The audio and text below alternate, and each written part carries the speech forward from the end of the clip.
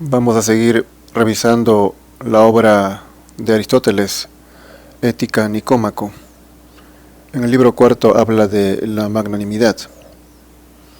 Dice, se tiene por magnánimo al hombre que, siendo digno de grandes cosas, se considera merecedor de ello, pues el que no actúa de acuerdo con su mérito es necio, y ningún hombre excelente es necio ni insensato.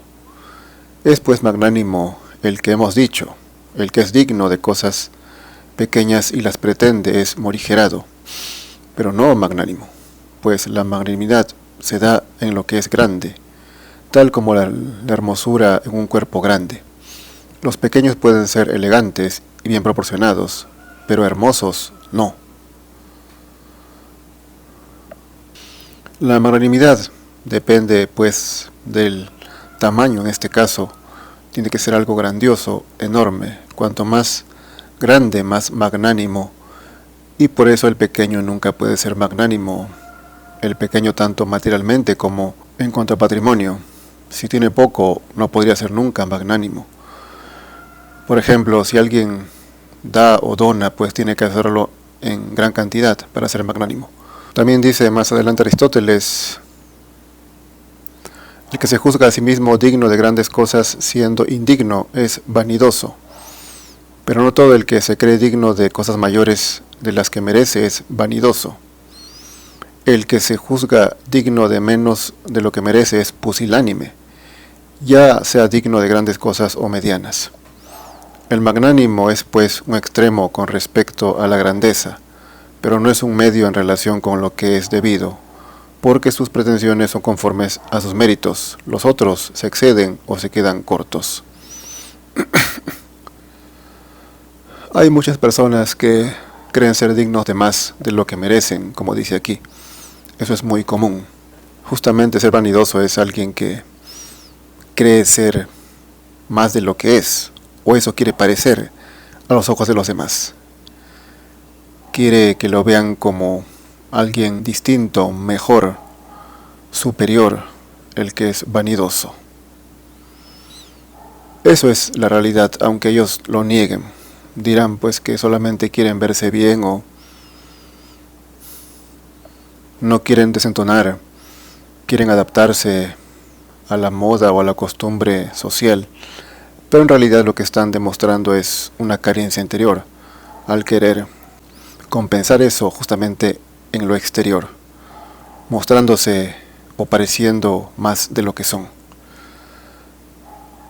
También dice que el que se cree digno de cosas mayores de las que merece, no todo el que se cree digno de cosas mayores de las que merece es vanidoso, justamente porque algunos sí lo merecen, pues algunos creen ser dignos de cosas grandes porque en realidad lo merecen, pero son la minoría, la gran mayoría no lo merece. Justamente hay que tener aptitudes, capacidades para ser mejor, para merecer ser mejor. O en realidad eso no estaría bien dicho, porque uno puede ser mejor sin depender de los demás, claro, porque los demás supuestamente son los que te valoran y te dicen si eres mejor o peor o normal o promedio. Pero pues eso no sería justo pues que los demás lo valoren, sino que tendría uno mismo que saber eso, o no uno mismo, sino en todo caso, como dijo Sócrates, pues que uno debe ser juzgado por un sabio, o sea, a opinión de los sabios uno debe ser mejor, solamente a opinión de los sabios, no a opinión de la gente común, que es con la que uno se relaciona y con la que uno anda, y justamente que es con las que quiere ser medido, o sea, quiere que esas personas le midan y le digan si es mejor o peor, pero eso es un error, pues. Y el que se juzga menos de lo que merece es pusilánime. También hay personas así, pero tampoco son la mayoría, pues. Pero sí, tampoco estos son una buena cantidad también. Gente que no tiene dignidad o que se deja pisotear, que no reclama, no protesta, cree que debe vivir así, en pobreza o sin derechos o apartado, olvidado. Sobre todo en los países pobres, tercermundistas, eso abunda, ¿no? Esa gente pusilánime que cree que merece vivir como animal. Aunque eso en realidad parece algo que no tiene sentido, porque No es que alguien cree que merece vivir como un animal. Si uno tolera vivir así, sería un animal, ¿no? Y sería lo que merece. Según la naturaleza, ese es el juicio correcto, o el juicio recto que estoy haciendo. Y no pues que sea una víctima de que le están llevando a vivir en esas condiciones. Obviamente, pues los que están haciéndolo eso son perversos, son malvados, son corruptos, deberían ser terminados. Eh, pero también tiene culpa pues el que se deja. O sea, no solamente culpar al poderoso, sino también uno mismo que no reclama, que no protesta. Cuando se le llama a la calle a protestar, no lo hace, prefiere acobardarse ahí en su casa. Pero bueno, sigue también el hombre verdaderamente magnánimo ha de ser bueno. Incluso la grandeza, en todas sus virtudes, podría parecer ser propia del magnánimo. Y de ninguna manera cuadraría al magnánimo huir alocadamente del peligro o cometer injusticias. Parece pues que la magnanimidad es como un ornato de las virtudes, pues las realza y no puede existir sin ellas. Por esa razón es difícil ser de verdad magnánimo, porque no es posible sin ser distinguido. El magnánimo tiene que ser recto, bueno, incluso virtuoso, o al menos no ser lo opuesto a eso. Luego también dice: los que sin tener virtud poseen tales bienes, ni se juzgan injustamente a sí mismos dignos de grandes cosas, ni son llamados con razón magnánimos, porque esas cosas no son posibles sin una virtud completa. También los que poseen tales bienes se vuelven altaneros e insolentes, porque sin virtud no es fácil llevar convenientemente los dones de la fortuna. Y como son incapaces de llevarlos y se creen superiores a los demás, los desprecian y hacen lo que les place. Así miran al magnánimo sin ser semejantes a él, pero lo hacen en lo que pueden y no actúan de acuerdo con la virtud, sino que desprecian a los demás. El magnánimo desprecia con justicia, pues su opinión es verdadera, pero el vulgo al azar. Cuando dice una virtud completa, se refiere pues a que hay que tener esa condición de la proporción, lo grande.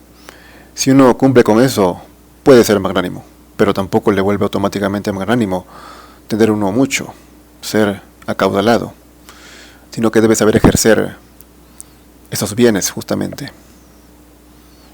con respecto a los demás.